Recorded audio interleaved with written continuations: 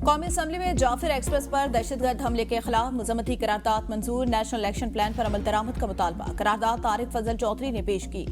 करारदाद में कहा गया कि ऐवान जाफिर एक्सप्रेस हमले की मजम्मत करता है। कौमी सलामती से मुतसादिम नजरियात की इजाजत नहीं दी जाएगी।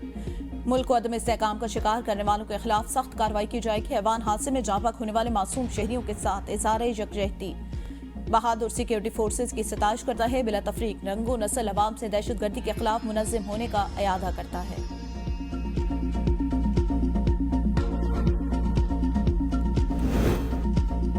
इस वक्त हम माजी से ज्यादा खतरनाक दौर से गुजर रहे हैं। पीपल्स पार्टी हर किस्म की दहशतगर्दी की मजम्मत करती है। दहशतगर्दों का कोई नजरिया और सियासत नहीं होती। बिलावल भुट्टो का कौमी असम्बली इजलास खिताब, कहा हमारी कमजोरियों का फायदा दहशतगर्द उठा रहे हैं। दहशतगर्दों के खिलाफ कामयाब ऑपरेशन पर सिक्योरिटी फोर्सेस को खिराज तहसीन पेश। पाकिस्तान में दहशतगर्दों का मसला नया नहीं, मैं 1 साल का था जब मुझे अगवा करने की कोशिश की गई। शहीद बेनज़ीर भुट्टो ने तहफ़्फ़ुज़ की खातिर मुझे लंदन में रखा। पाकिस्तान में कभी लसानी दहशतगर्दी हुई, कभी मजहबी। पीपल्स पार्टी ने हर किस्म की दहशतगर्दी का मुकाबला किया। जब सानिया APS हुआ, हमने ज़ाती मफादात पर कौमी मफाद को तरजीह दी।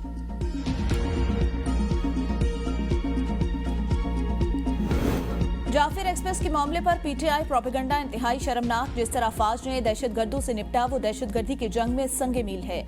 वजीर दिफा ख्वाजा आसिफ का कौमी असम्बली में इज़हार ख्याल, कहा PTI ने सोशल मीडिया पर बयान दिया दहशतगर्दों ने यरगमालियों को खुद छोड़ा, फौज ने उन्हें नहीं छुड़ाया। इनके बैरून मुल्क बैठे अफराद ने ये प्रोपेगेंडा किया। हमें फॉर्म 47 का ताना दिया जो खुद मार्शल लॉ की पैदावार। PTI की 4 साल हुकूमत रही। यहाँ जनरल बाजवा और फैज हमीद ब्रीफिंग दे रहे थे कि दहशतगर्दों को बसाना अच्छा है। इन भगोड़ों के नाम क्यों लूं जो मुल्क में बैठकर अपना दिफा नहीं कर सकते। ऐसे लोग बात करते हैं जो मार्शल लॉ की पैदावार हैं। कोई शर्म होती है, कोई हया होती है। ऐसे ना करें। हमारा एक मार्शल लॉ से ताल्लुक रखा, उसकी माफी मांगी है।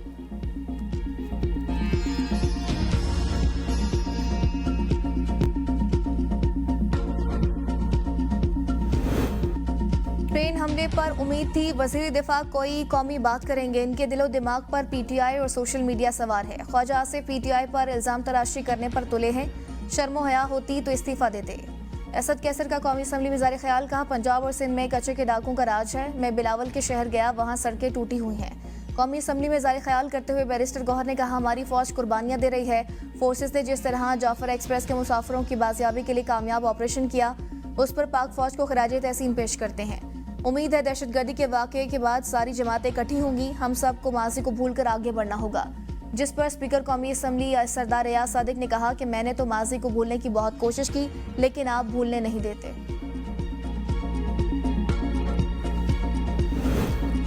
जाफिर एक्सप्रेस ट्रेन दहशतगर्दों के पीछे भारत है। हमला बैरून मुल्क बैठी क़यादत ने करवाया। ट्रेस शुदा कॉल्स में अफगानिस्तान से राब्तों का सुराग मिला। पाकिस्तान ने बलूचिस्तान में दहशतगर्दी पर मोदी सरकार का मकरूज चेहरा फिर बेनकाब कर दिया। तर्जुमान दफ्तर खारजा ने हफ्तावार प्रेस ब्रीफिंग में बताया बलूचिस्तान में हालिया दहशतगर्दी में मुलव्विस दहशतगर्द अफगानिस्तान में अपने साथियों से राब्ते में थे। दहशतगर्दी के सबूत अफगान हुकूमत के साथ शेयर कर दिए। अफगान हुकूमत पर जोर देते हैं जिम्मेदारों के खिलाफ कार्रवाई करे, पाकिस्तान के साथ ताउन किया जाए। दहशतगर्दों की अफगानिस्तान में महफूज पनागाहें। पाकिस्तान 12 अफगान अबूरी हुकूमत से मुतालबा करता चला है BLA जैसे दहशतगर्द ग्रुपों को अपनी सरजमीन के इस्तेमाल से रोके। हम सिफारती राब्तों को इस तरह पब्लिक फोरम पर बयान नहीं करते। माजी में भी हम ऐसे वाकयात की मुकम्मल तफसीलात अफगानिस्तान के साथ शेयर करते रहे।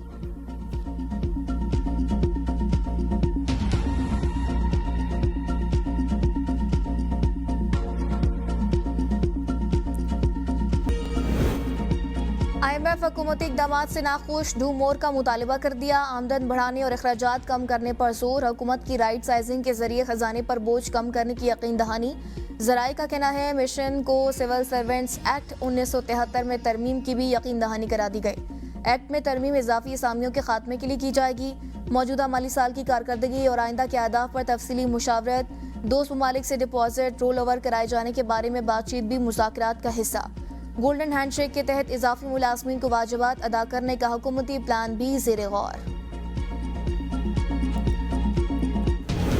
1 जुलाई 2025 से ज़रूरी टैक्स का नफाज। IMF को ज़रूरी टैक्स की वसूली के तरीकाकार पर तशवीश। सूबे IMF को मुतमईन न कर सके।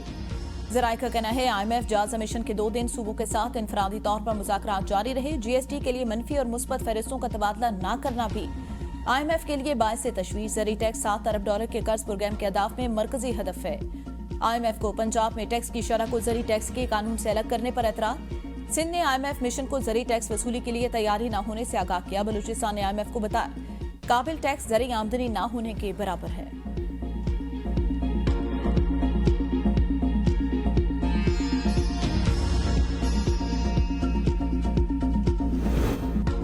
दरियाए सिंध से नहरें निकालने के खिलाफ करारदाद सूबाई असम्बली में मंजूर। वज़ीर आला मुराद अली शाह ने नई नहरों की तामीर गैर कानूनी करार देते हुए कहा सिंध का पानी किसी को नहीं देंगे। विफाक का नई 6 कैनाल्स बनाने का मंसूबा नाकाबिल कबूल है। ऐसा मंसूबा कबूल नहीं करेंगे जिससे नुकसान हो। दरियाए सिंध में पानी की कमी का सामना है। सिंध हुकूमत अवामी हकूक़ के तहफ़्फ़ुज़ के लिए कोशा है। जाम खान शुरू ने कहा पीपल्स पार्टी ने कालाबाग डैम को हमेशा के लिए दफन किया। पीपल्स पार्टी वाहिद जमात है जिसने पानी की मुनसिफाना तकसीम की बात की है। पार्लियामेंट की बजाय आइन पाकिस्तान सुप्रीम है। पार्लियामेंट आइन के ताबे है। आर्मी एक्ट बनाया ही इसलिए जाता है कि फौज को डिसिप्लिन में रखा जाए। जस्टिस जमाल खान मंदोखेल के मिलिट्री कोर्ट्स में सिविलियन के ट्रायल से मुतालिक केस में रिमार्क जस्टिस मुसरत ने रिमार्क्स दिए। गुज़िश्ता साल से यह केस चल रहा है, मुझे सवाल का जवाब नहीं मिल रहा। क्या फौजी अदालतें आर्टिकल 175 के जुमरे में आती हैं? क्या फौजी अदालत भी आम अदालत के मेयार ही की अदालत होती है? वकील ख्वाजा आरिस ने कहा इस सवाल का जवाब दूंगा, पहले आर्टिकल 8 पर मुतमईन कर लूं। जस्टिस मुसरत हिलाली ने कहा पता नहीं ये कब मुतमईन होंगे। जस्टिस अमीनुद्दीन खान बोले आर्मी एक्ट की शेख 21D को कलअदम करार देने की हद तक फैसला दुरुस्त नहीं। मजीद समाअत कल तक मुलतवी।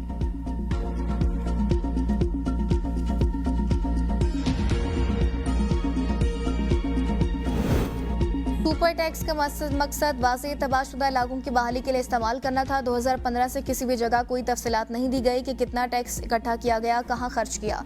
वकील मखदूम अली खान के सुप्रीम कोर्ट में सुपर टैक्स केस के समाअत के दौरान रिमार्क्स। इस केस में सुप्रीम कोर्ट के फैसले पर अमल दरामद नहीं किया गया।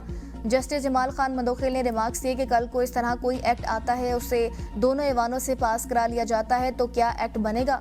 जस्टिस मोहम्मद अली मजहर ने कहा कि आपने कराची और पेशावर के अदालती फैसलों को देखा है। मखदूम अली खान बोले कराची और पेशावर के अदालती फैसलों में वकला के दलाइल एक जैसे हैं। केस की समाअत कल तक मुलतवी।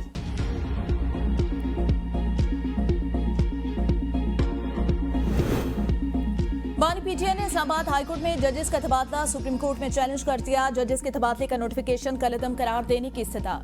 दरख्वास्त में इस्तदा की गई जजेस के तबादलों में आइन और अदलिया के आज़ादी के असूलों की मुकम्मल पासदारी की हिदायत की जाए। सुप्रीम कोर्ट अल जहाद ट्रस्ट केस में तयशुदा असूलों पर अमल दरामद यकीनी बनाने का हुक्म दे।